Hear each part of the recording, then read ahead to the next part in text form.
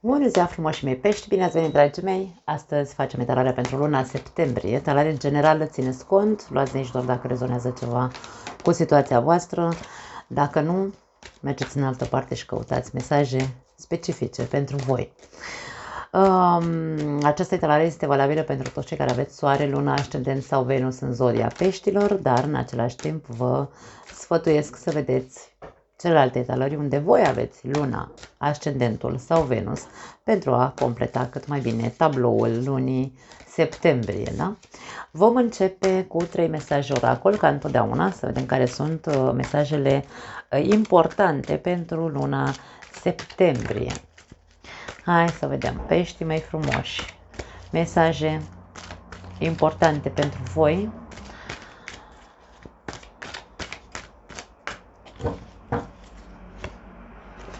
Cere ajutor.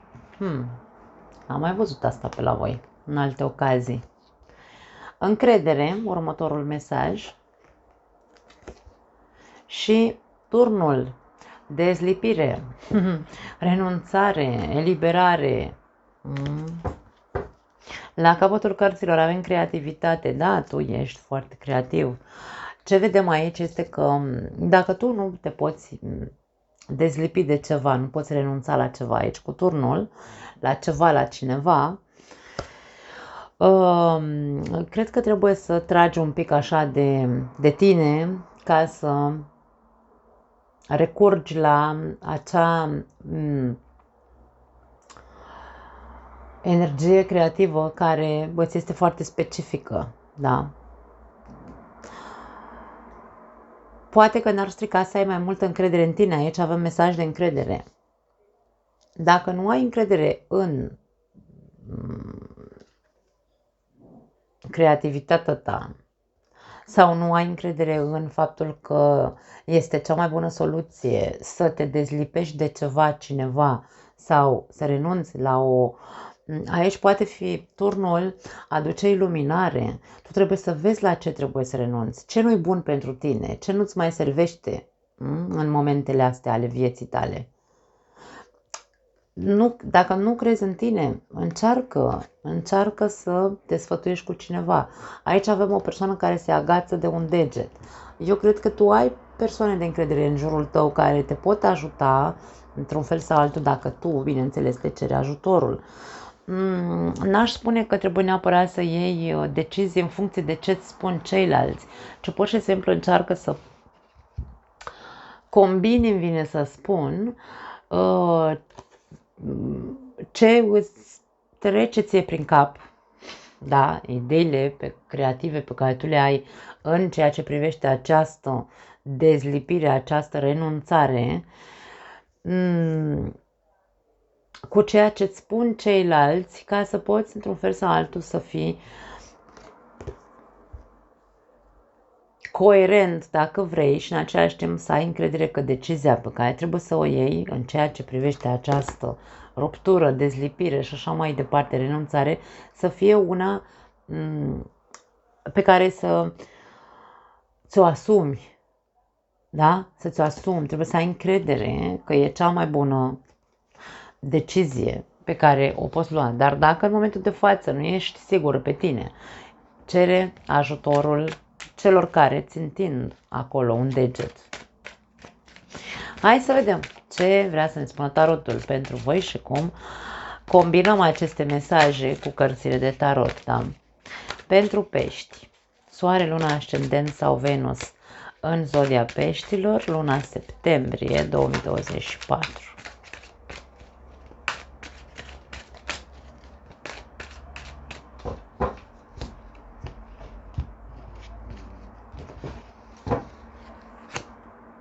Situația 4 de spade. 4 de spade te invită să meditezi asupra situației cu care te consumă. Da? Aici tu ai un consum de energie căruia trebuie să îi depui un pic mai multă atenție acelui consum de energie, atenție mentală, îmi vine să spun, da? Ia-ți o pauză și meditează asupra a ceea ce te consumă, probabil, nu știu, din toate punctele de vedere. nu știu, pe ce aria vieții tale rezonezi cu acest consum. În mintea ta 10 de băte, ai ajuns la un exces, ai grijă că tu probabil gândești prea mult sau ai o mentalitate foarte dificilă. Ceva e complicat în mintea ta, îmi vine să spun. Sau ți este foarte greu, ești stresat, ești foarte stresat și ți este foarte greu să te eliberezi, îți este foarte greu să rupi ceva. Îți este foarte greu să ajungi la a spune gata, nu mai pot. În subconștient 6 de bâte, tu vrei, aici e ca și cum subconștientul tău vrea această eliberare, subconștientul tău vrea această vrea să iasă victorios, vrea să aibă curaj. Cine nu are curaj este mintea ta conștientă și sufletul tău care este foarte obosit în momentul de față, îmi vine să spun. În trecut împărăteasa. În trecut erai mult mai sigură pe tine, erai mult mai, nu știu, alfa, îmi vine să zic. În momentul de față nu ești la fel. În viitor, 9 de cupe. Viitorul sună bine. Viitorul aici ne arată faptul că te vei recupera destul de repede, da? Avem o autostimă foarte bună aici, avem o dorință care ți se poate împlini în următoarele 3 luni de zile, depinde de ce faci, bineînțeles, cu aspectul prezent. Concluzia, magicianul vine cu foarte multe lucruri. În primul și în primul rând, magicianul ne poate spune că ai toate șansele să ajungi la încrederea totală în tine. Această încredere pe care o avem aici. Poți ajunge până la sfârșitul lunii septembrie sau începând cu luna septembrie, 3 luni de acum înainte, este un proces pe care tu trebuie să-l faci, un proces meditativ în care să renunți aici la mentalitatea sau mie vine să spun, cum se zice,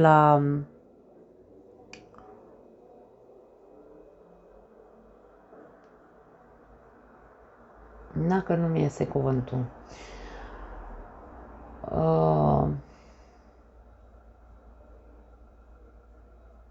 Știți cum sunt grădinile alea care au așa... Doamne, nu mi iese cuvântul.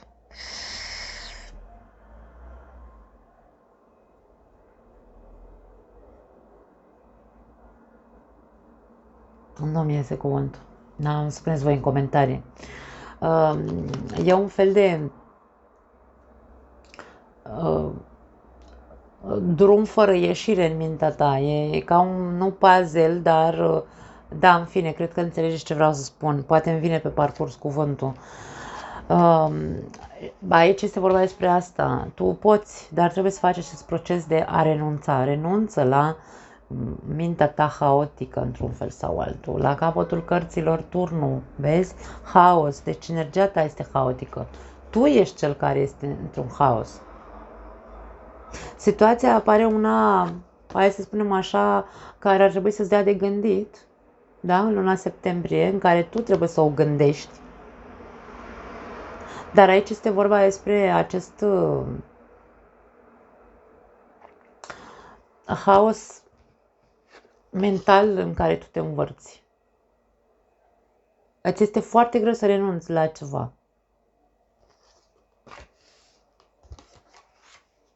Hai să vedem. Acum,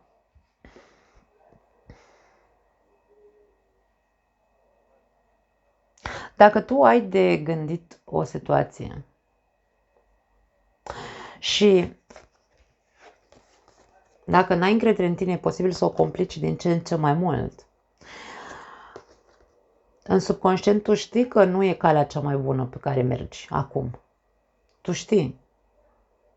Poate aici e o chestiune de ego, atenție. Poate tu ești atât de, n-aș spune egoist, dar e vorba despre atât de mândru, ești atât de mândru de tine, încât spui, băi, situația asta e complicată, dar nici nu vreau să renunț la ea.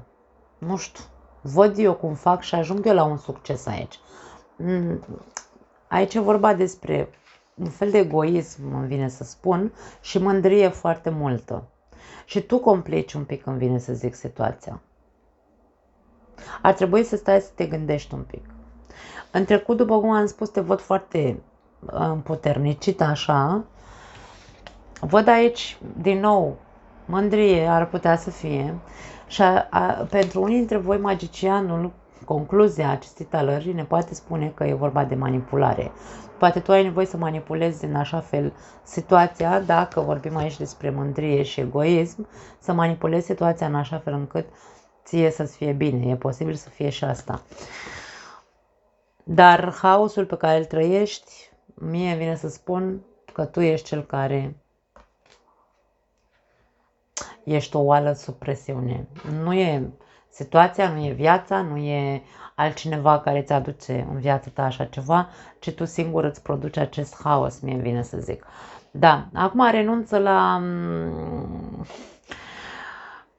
creativitate, atenție, poate fi în legătură cu acest magician, renunță la a mai intra în alte probleme, a face problemele și mai mari decât sunt în viața ta în perioada asta.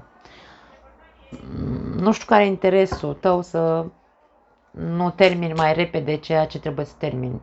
Ceea ce te consumă trebuie terminat. Nu știu de ce tu nu vrei să termini. Hai să vedem ce cu 4 de spade. Labirint, mi-am adus aminte cuvântul, uite acum m-a venit. Labirintul minții tale, ăsta e. Da.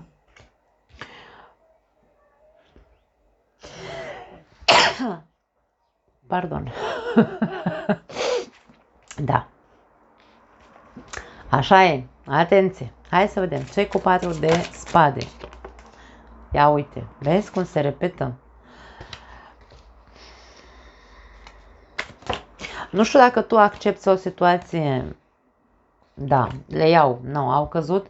Așa și am crezut că sunt mai multe, dar sunt doar 2, le luăm. Nu știu dacă este aici vorba despre mândria de a nu renunța, nu renunț, domne, nu renunț nici de-al dracu, uite așa nu fac cum vrei tu, uite așa nu fac cum, nu știu, cum vrea lumea, eu am și eu mândria mea, cu toate că nu mi este bine în situația respectivă, ego-ul meu nu mă lasă să accept, da, aici avem 2 persoane care sunt pietre tare amândoi, da? Acum, că persoana asta poate fi oricine. Tu și cealaltă persoană poate fi partenerul de viață, poate fi o mamă, un tată, un frate, un cine o fi. Nu știu cu cine ai tu discordii. Tu știi, da? Cu cine ai tu aici de împărțit ceva și mândria ta nu te lasă să împarți. Despre asta e vorba. Dacă tu în continuare vrei să rămâi pe această poziție, în această lună, n-ai decât. Ți se spune să dai drumul la aceste situații. Nu mai sta să mai meșteșugărești, da? Să intri mai rău în labirint, despre asta e vorba aici, ci pune mâna și încearcă să ceri sfaturi în altă parte, să vezi dacă nu cumva e mai bine să faci altfel lucrurile. Pentru că sunteți 2 pietre tari. Aici nu există consens între voi, nu va exista cum să zic,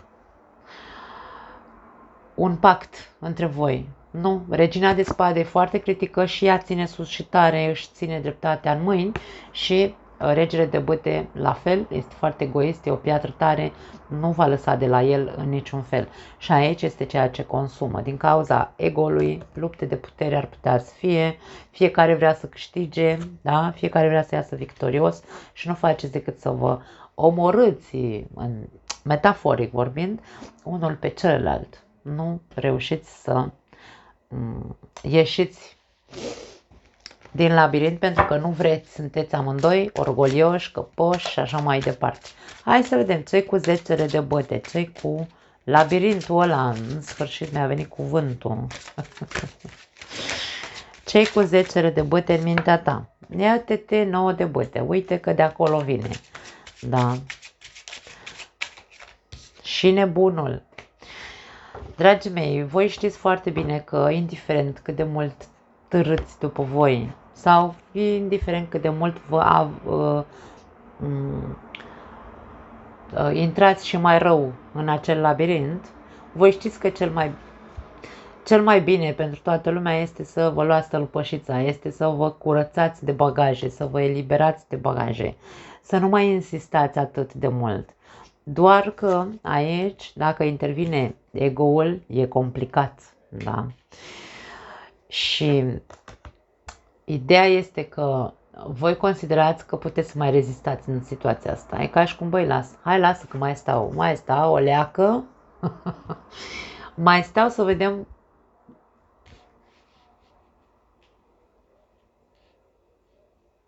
Că dacă și-o fac pe-al dracu și ălălaltul face pe-al dracu, într-o zi ceva trebuie să izbucnească aici, ceva trebuie să sară în aer.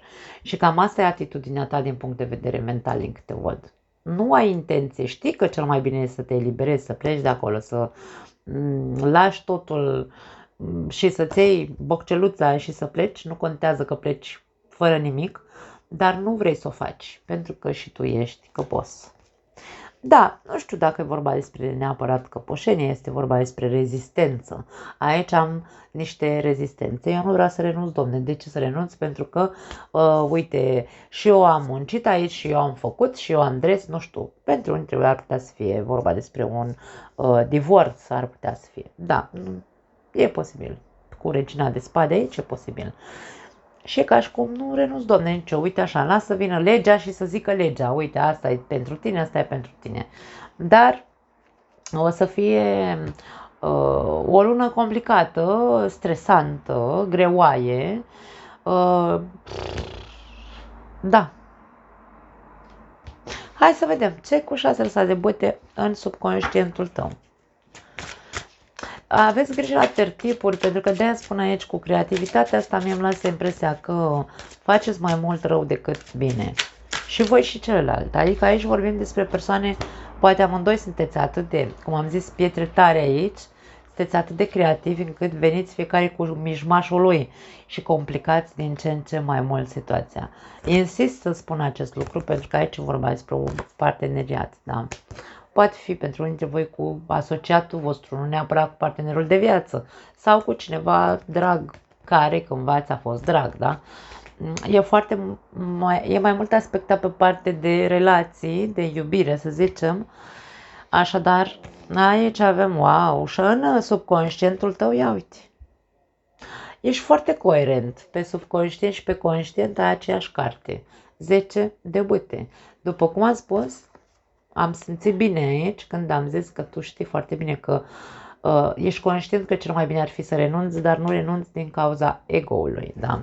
Și aici în subconștient, din nou, spânzuratul este o carte a renunțării, este o carte a dă-i drumul, domne, ai înțeles situația, ai înțeles că e complicat, că nu veți ajunge nicăieri sau poate veți ajunge la un succes peste 5 ani, da? Dă-i drumul de acolo. Dă-i drumul în situația astea, nu vă mai complicați. Aici e vorba despre o complicăciune pe care o trăiți din cauza voastră, din cauza ego-ului, a faptului că tu zici, ok, eu mai rezist, hai să vedem cât reziști tu. Nu știu, aici e un joc, îmi vine să zic. Un joc între două pietre tari. Subconștientul tău vrea să-ți transmită, hai, mai bine las-o așa, du-te, pleacă de aici, nu mai contează, ia-ți sacoșica cu haine și pleacă, da? Renunță odată. Cam asta este ceea ce ne spun aceste cărți, dragii mei. Acum voi alegerea, bineînțeles că e a voastră, nu e a mea sau nu. Da. Hai să vedem, împărăteasa. Ce-i cu ea? Împărăteasa în trecut a venit aici asul de spade.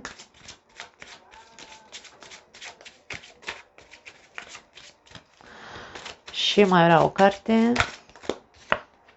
Și 6 de cupe. Trecutul. Acum, după cum am zis mai devreme, în trecut te văd mult mai strălucitor și mult mai încrezător și mult mai, nu știu, așa, ca și cum, domne, eu îmi cunosc valoarea, n-am nevoie să intru în labirinturi, n-am nevoie să-mi complic viața, ai fost mult mai sigur pe tine în trecut. Luai decizii mult mai bune, în trecut.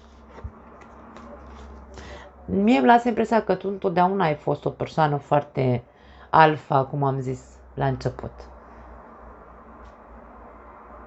Dar ceva s-a întâmplat, nu știu ce s-a fi întâmplat în viața ta, în căsnicia ta, dacă aici e vorba de o căsnicie, ce ți-a schimbat părerea, ce te-a inflamat atât de tare, posibil, aici dacă ai fost în energia împărătesei, bineînțeles, te-ai simțit foarte bine, ai fost o persoană atrăgătoare întotdeauna, ai fost în centrul atenției, ți-a plăcut, ai avut cuceriri peste cuceriri, ai avut ego-ul inflamat probabil întotdeauna, doar că nu a ajuns pe această scară ego-ul tău.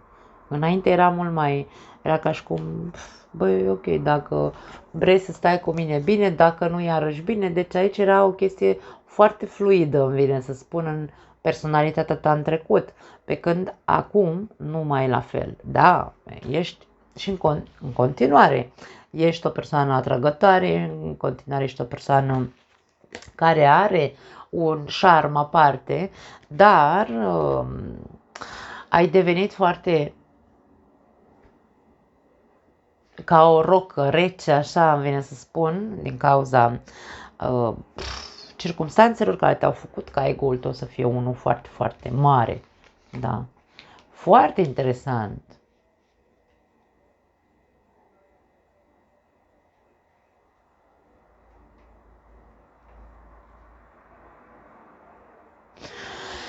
Hai să vedem ce avem pe viitor. Wow, a sărit deja, nici măcar nu am putut să întreb. 9 de cupe aveam pe viitor și a ieșit 5 de monede foarte repede. Hai să vedem încă o carte. Nu sunt prea multe. Vor să sară prea multe, nu vreau atâtea cărți. Nu, că nu vreau să ne lungim. Deci nu. Insistă să sară câte 3, 4 și nu. 6 au sărit acum. Nu. Ok, una. Ia uite, împăratul. Dragii mei,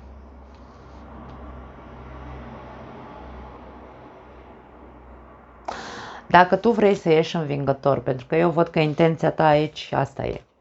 Tu vrei să câștigi, să ai câștig de cauză, tu vrei să fii cel care își pune medalia sau coroana pe cap, dacă vrei. Da. Dacă tu asta cauți, dorința ți se va îndeplini. Dar, nu din această poziție, nu din această atitudine. Da. Pentru că aici ne spune, dacă tu recurgi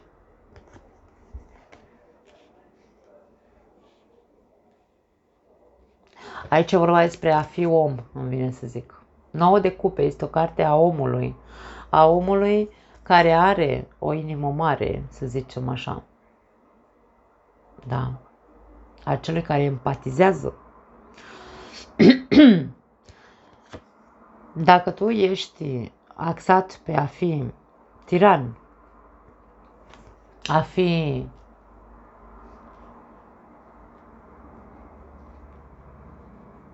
cum am zis mai devreme, nu mă las nici de al dracu, da? Dacă poziția ta va continua să fie asta și nu asta de maleabilitate emoțională în care să zici, băi, haide mă, hai să ne înțelegem între noi, hai să vedem cum facem, hai să nu ne mai complicăm în labirintul ăsta tâmpit, da? Hai să facem ceva. Dacă te complaci în această energie de tiranie și de dominare și de nu mă las nici de-al dracu, aici avem 5, îmi pare rău că vorbesc așa, dragii mei, asta sunt, mama alta nu mai face. Aici vedem pierderi. Nu vei ajunge să câștigi. Nu vei ajunge în niciun fel învingător. Aici ai pierderi. Nu asta e calea, ne spun aceste cărți. Indiferent de situație, indiferent că vorbim despre un divorț, indiferent că vorbim despre o luptă de putere aici între tine și altcineva, cine o fi acel cineva nu contează, da? Deci aici e vorba despre asta. Tu alegi, tu alegi. Meditează bine. Ce drum? Nu ce drum. Prin ce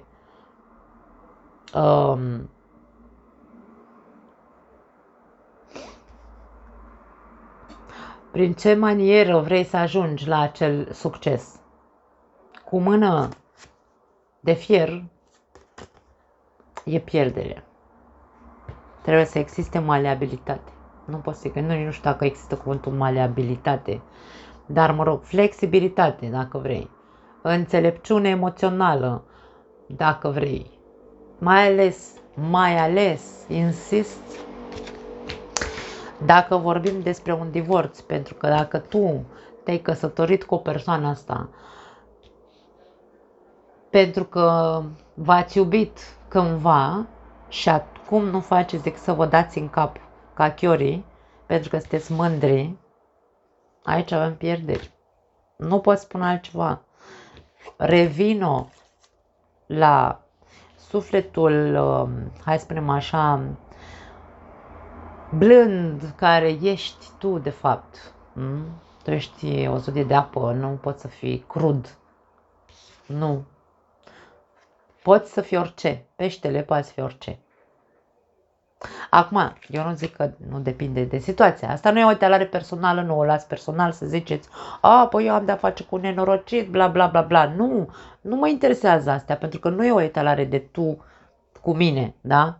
Aici vorbim despre generalizat, că este sau nu povestea ta. Încearcă să iei mesajele cu înțelepciune, da? Hai să vedem ce cu Magicianul ca ultimă carte, concluzia acestei etalări. Ok, au sărit deja.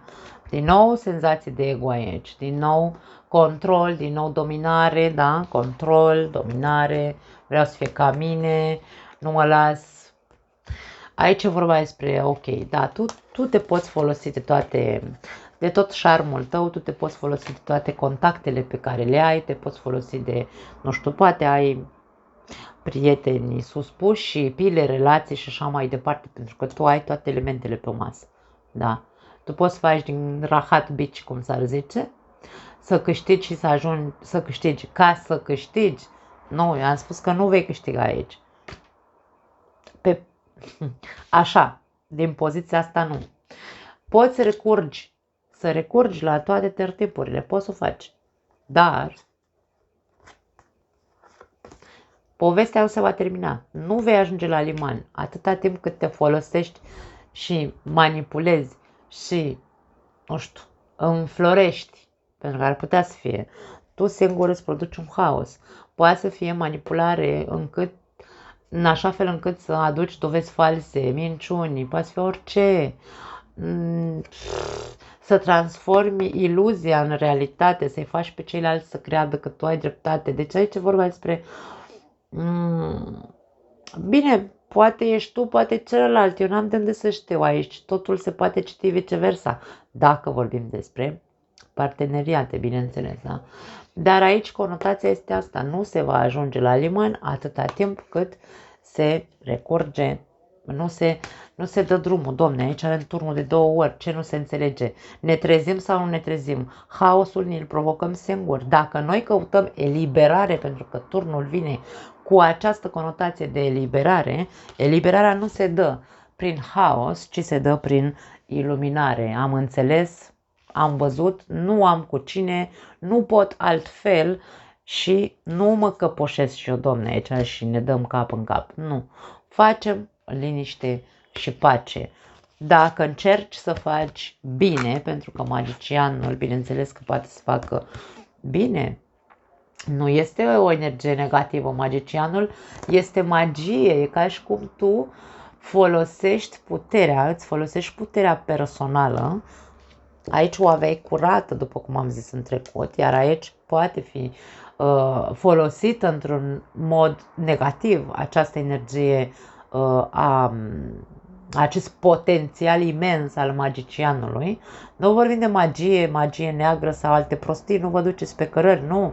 Dacă tu folosești această energie pe negativ, pentru că nu mă las nici de-al dracu, aici nu ajungi nicăieri. Vei continua în aceste ape tulburi până când vei conștientiza că, băi, mai bine încerc să fac bine și îmi domin eu animalul, instinctul ăsta din mine care îmi spune taie gâtul ăla, fă aia, treci peste cadavre, du-te și fă, nu știu, denunță, caută toate măgăriile care le-a făcut cumva ca să poți să te înfund aici, că vreau să mă fiu eu cel mai tare din parcare. Dacă tu reușești să-ți domini animalul ăsta din tine, atunci da, ajungi la liniște și pace. Asta e renunțarea curată, da? Eu aș spune că acest mesaj cu cere ajutorul nu este să cere ajutorul acelor persoane suspuse sau pile relații ce ai tu ca să ajungi învingător așa din ego, da? Ci să ceri ajutorul dacă te simți în această energie să te ajute să înțelegi. Persoanele care te pot ajuta să înțelegi că nu e drumul cel mai bun și că te complici, îți complici viața de pomană în loc să te eliberezi. Da? În loc să ajungi odată la liman, la liniște și pace. Dar na, insist, alegerea ta. Nimeni nu poate să spună ce e mai bine pentru tine. Fiecare dintre noi avem experiențele noastre în viață, fiecare dintre noi alegem cum vrem să ne chinuim, da? Nu pot să zic altceva. Dragii mei pești, nu mai am altceva pentru voi. O lună interesantă pentru voi, haotică aș spune. Vă pup. Ceau!